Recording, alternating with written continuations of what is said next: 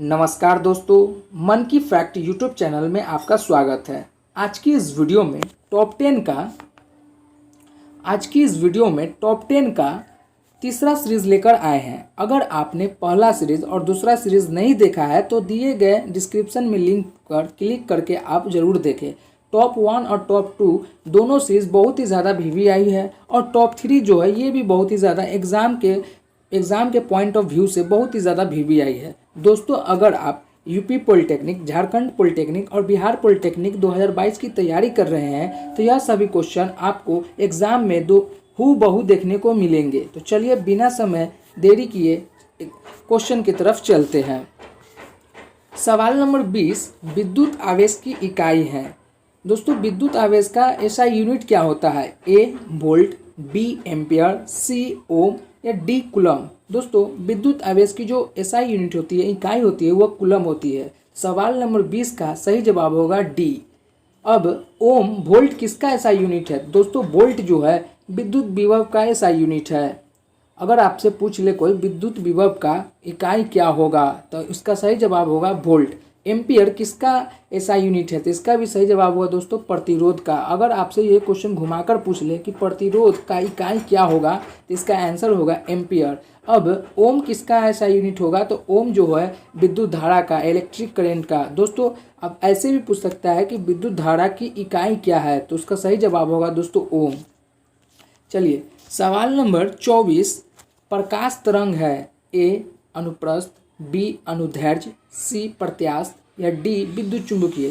प्रकाश तरंग जो है दोस्तों वह एक अनुप्रस्थ तरंग है। तो सवाल नंबर 24 का सही जवाब होगा ए। सवाल नंबर 26, पृथ्वी से किसी वस्तु का पलायन वेग है। ए वस्तु के द्रव्यमान पर निर्भर करता है या बी वस्तु के साइज पर निर्भर करता है या सी वस्तु के द्रव्यमान से स्वतंत्र होता है या डी इनमें से कोई नहीं। दोस्तों, पृथ्वी से किसी वस्तु का जो पलायन होगा वह स्वतंत्र होगा और इसका सही जवाब होगा सवाल नंबर 26 का सी, वस्तु के द्रव्यमान से स्वतंत्र होगा। सवाल नंबर 27, धूमकेतु की पूंछ होती है। धूमकेतु की पूंछ होती है ए सूर्य की ओर या बी सूर्य के विपरीत ओर या सी मंगल की ओर या डी पृथ्वी की ओर। दोस्तों, धूमकेतु जो है वो तारों और धूल से बनकर बनती है, तो वो जो है सूर्य के पीठ की ओर बनती है। तो सवाल नंबर 27 का जो सही जवाब होगा वह होगा बी सूर्य के विपरीत की ओर। सवाल नंबर 28, तारों का निर्माण प्रारंभ हुआ है। ए ऑक्सीजन और हाइड्रोजन गैस से या बी हाइड्रोजन और हीलियम गैस से या सी हीलियम और ऑक्सीजन गैस से या डी हाइड्रोजन और ऑक्सीजन गैस से।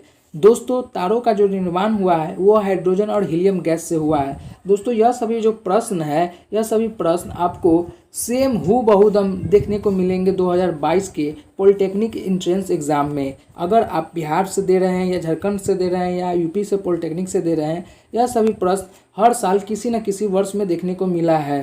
तो यह सभी बहुत ही महत्वपूर्ण प्रश्न है। दोस्तों, तारों का जो निर्माण प्रारंभ हुआ है वो हुआ है हाइड्रोजन और हीलियम गैस से। तो सवाल नंबर 28 का सही जवाब होगा बी।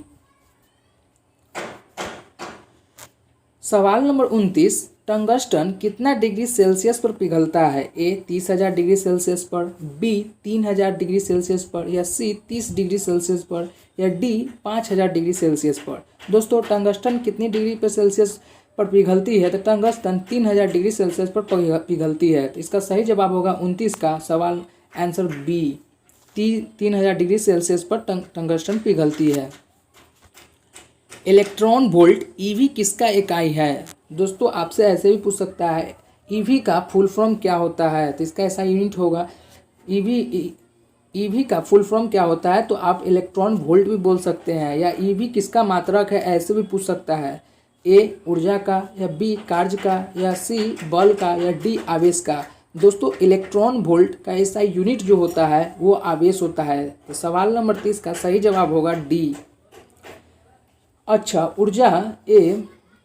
ऊर्जा किसका ऐसा यूनिट होगा? तो ऊर्जा जूल का ऐसा यूनिट होगा। दोस्तों, जूल का ऐसा यूनिट क्या होगा? तो वो ऊर्जा होगा। और कार्य का भी ऐसा यूनिट जूल ही होता है। तो दोस्तों, कार्य और ऊर्जा दोनों का ऐसा यूनिट जूल होता है। और बल का जो ऐसा यूनिट होता है दोस्तों वो न्यूटन होता है। ये सभी वीवीआई क्वेश्चन है दोस्तों। इलेक्ट्रॉन वोल्ट पूछ ले या ऊर्जा से पूछ ले या कार्य से पूछ ले या बल से पूछ ले, यह सभी का आप ऐसा यूनिट याद कर लीजिएगा। यह हर हाल किसी बिहार पॉलिटेक्निक, झारखंड पॉलिटेक्निक या यूपी पॉलिटेक्निक किसी भी राज्य से आप दे रहे हैं तो यह ऐसा यूनिट से आपको 1-2 प्रश्न देखने को हर साल मिलते ही हैं। तो यह सभी वीवीआई क्वेश्चन है दोस्तों। सवाल नंबर 32, निम्न में से कौन सा कथन निम्नलिखित अभिक्रिया के लिए सत्य है? ZnO + CO gives ZnO + CO2।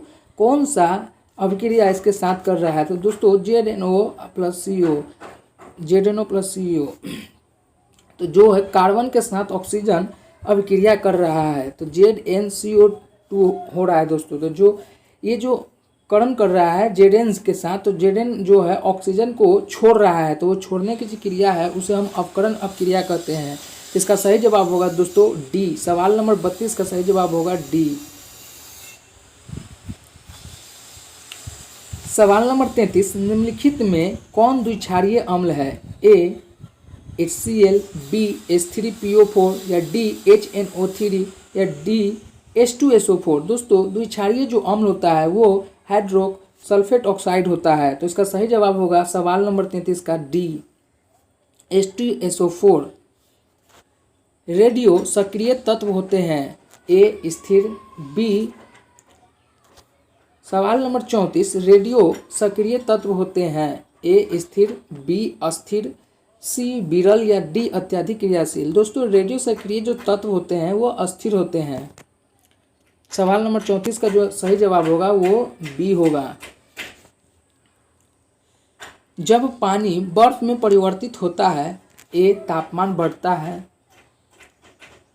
जब पानी बर्फ में परिवर्तित होता है, ए तापमान बढ़ता है, बी तापमान घटता है, सी गर्मी अवशोषित होती है या डी गर्मी निकलती है। दोस्तों जब पानी बर्फ से परिवर्तित होती है तो उसमें से जब पानी जो है जब आइस में जब रिएक्ट करता है, परिवर्तन होता है दोस्तों, तो उसमें से जितना भी हीट है वो निकल जाता है। तो सवाल नंबर 35 का सही जवाब होगा डी, गर्मी निकलती है। बर्फ बनने से पहले दोस्तों उसमें से गर्म निकल जाएगा, तभी जाकर वो बर्फ बनेगा। सवाल नंबर 37, स्टेनलेस स्टील किन धातुओं से बना होता है? ए लोहा निकेल क्रोमियम कार्बन या बी लोहा निकेल क्रोमियम या सी लोहा मैग्नीशियम निकेल या डी इनमें से कोई नहीं। दोस्तों स्टेनलेस स्टील जो धातु जो बना होता है वो लोहा निकेल क्रोमियम से बना होता है। तो सवाल नंबर 37 का जो जवाब होगा सही जवाब होगा बी लोहा निकेल क्रोमियम। सवाल नंबर 38, बेकिंग सोडा का रासायनिक सूत्र क्या होता है? ए CaO, बी SiO2 या सी NaHCO3 या डी Na2CO3 गिव्स H2O। दोस्तों बेकिंग सोडा का जो रासायनिक सूत्र होता है वो होता है NaHCO3। इसका सवाल नंबर 38 का सही जवाब होगा सी।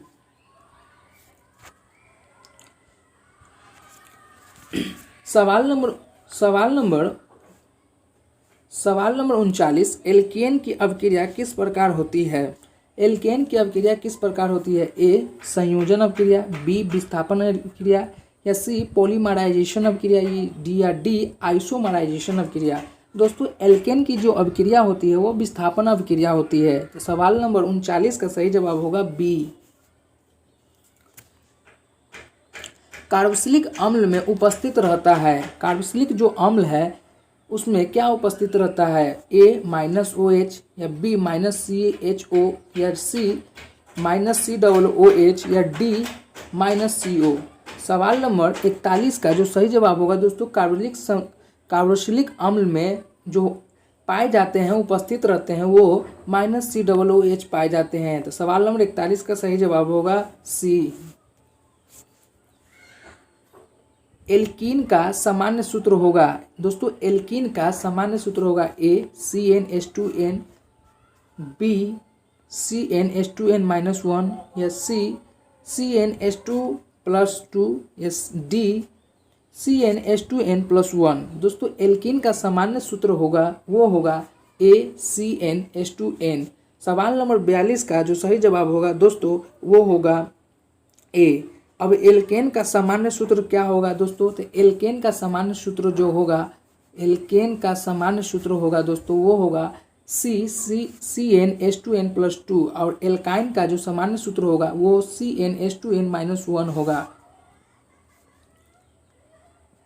धातु जोड़ सवाल नंबर 43, धातु जोड़ने का टाका किन धातुओं का मिश्रण होता है? A Sn और Pb के साथ, या B Cu और Sn के साथ, या C Cu और Zn के साथ, या D Cu और Al के साथ।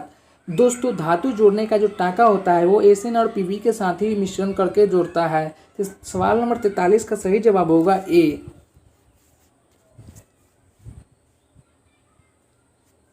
सवाल नंबर 44, आवर्त में बाएं से दाएं जाने पर अवयवों का ऑक्साइड का अम्लीय गुण होगा। दोस्तों आवर्त में बाएं से दाएं जाने पर जो ऑक्साइड का जो अम्लीय गुण होगा वो बढ़ता रहेगा, और दाएं से बाएं की ओर जाएगा तो उसका अम्लीय गुण जो है वो घटता रहेगा। सवाल नंबर 44 का जो सही जवाब होगा वो होगा बी।